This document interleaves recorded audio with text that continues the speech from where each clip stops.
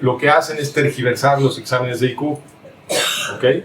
Los exámenes de IQ habían sido inventados por un hombre que no era eugenista, por Alfredo Binet, que estaba interesado simplemente en diagnosticar mejor la velocidad de aprendizaje de los niños de las escuelas públicas de París.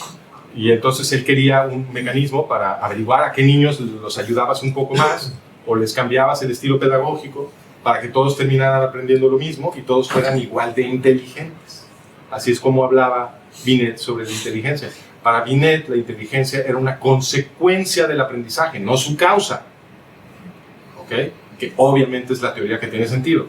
Y de hecho, está demostrado, porque hay un efecto muy famoso que se llama el efecto Flynn en los estudios de IQ, que esencialmente lo que quiere decir el efecto Flynn es que en el último medio siglo, más o menos, un poco más, 60 años, se ha visto un incremento tremendo en el IQ promedio de las poblaciones occidentales.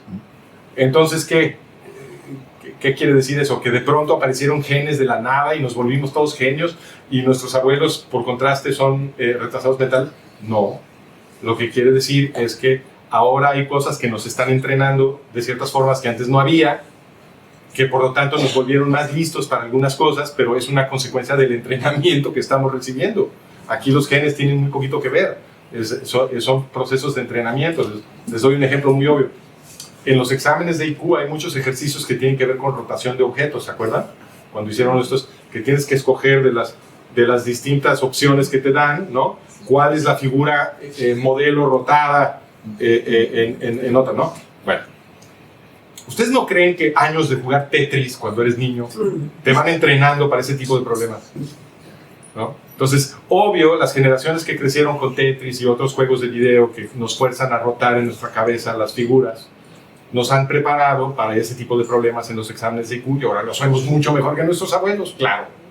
Y lo mismo con otros aspectos de desempeño cognitivo. Y eso es justo lo que decía Binet. Binet decía, las diferencias en desempeño cognitivo son consecuencia de distintos regímenes de aprendizaje y distintas ventajas ecológicas que tienen algunos alumnos versus otros. Pero lo que los eugenistas querían decir, y estos son los grandes psicólogos del eugenismo, lo que ellos querían decir es que las diferencias de desempeño cognitivo, lo que ahora llaman inteligencia, tenían que ver con diferencias genéticas y que supuestamente los genes más listos eran los de los alemanes. Eso es todo eso querían decir los eugenistas.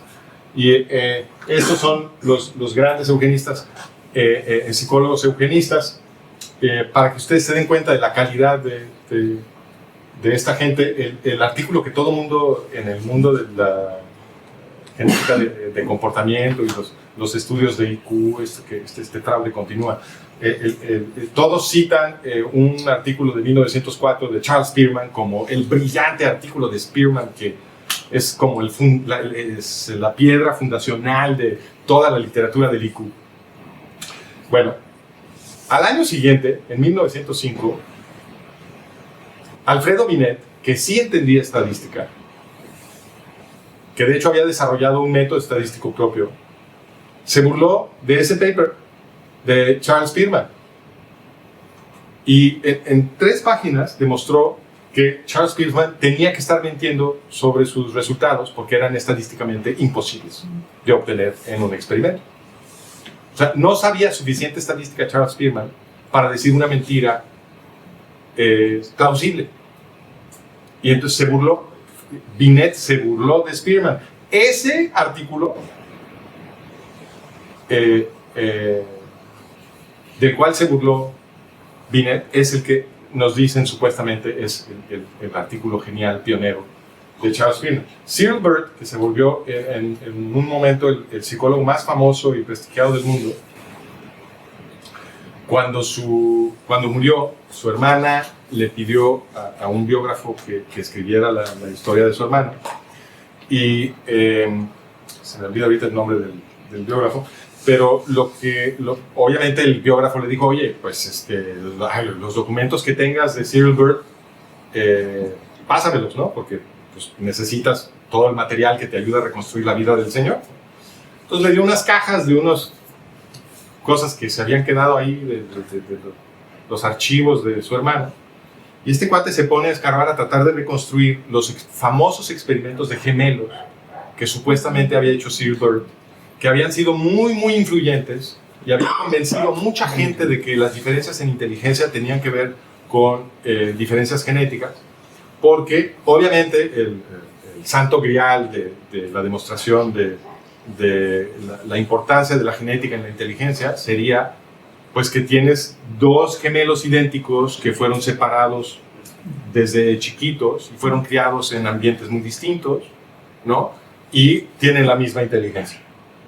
Sí, si ese fuera el caso, entonces dirías, bueno, pues obviamente esto es una cosa genética, porque mira, los ambientes pedagógicos y de crianza son totalmente distintos, la genética es la misma y tienen la misma inteligencia, ahí está, ¿no? Entonces, él tenía un estudio creo que con 50 pares de gemelos idénticos que nadie los podía... ¿Dónde consigue 50 pares de gemelos idénticos que fueron separados después de nacer y criados en ambientes totalmente distintos, ¿no? Todo el mundo estaba impresionado de que hubiera logrado esto y los resultados eran dramáticos. Se veía en sus estadísticas un efecto tremendo de la genética y no tanto del ambiente de crianza y de pedagogía. Bueno, el biógrafo demostró que había inventado los estudios, que no existían no había manera de contactar a ninguno de los niños estos supuestos porque no existían. Inclusive la asistente de investigación, una señorita Margaret Conway, tampoco existía, era un nombre inventado, había publicado todos estos estudios confirmados con esta supuesta Margaret Conway. ¿Cómo logró hacer todo eso?